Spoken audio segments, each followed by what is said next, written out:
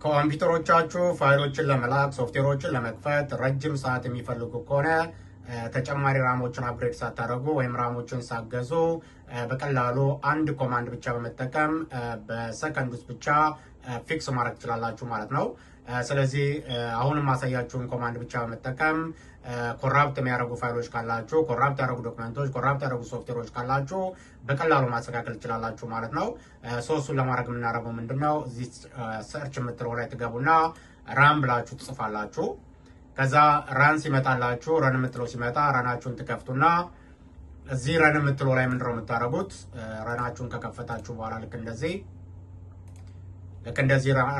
ረን የሚለውን ከከፈታችሁ በኋላ እዚች ረን የምትለው ላይ እችን ኮማንድ መጻፍ ነው። ራይት አያችኋት? እችን ማሳያችሁን ኮማንድ ረን ላይ ትጽፋላችሁ ማለት ነው።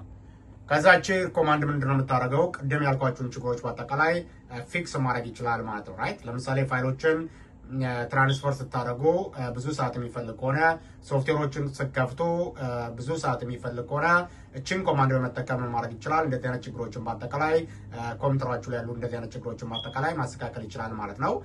ከዛ ምንድነው የምትሉት? ኦኬ ነው የምትሉት። ኦኬ ትሉታላችሁ።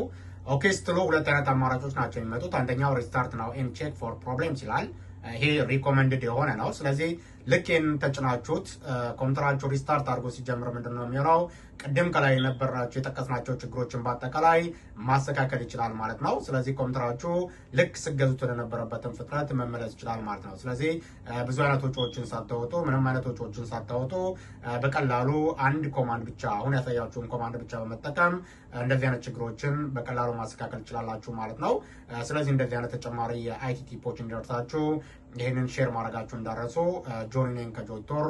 መልካም ጊዜ ሆንላችሁ። ሰላም ነው። ቻው ቻው።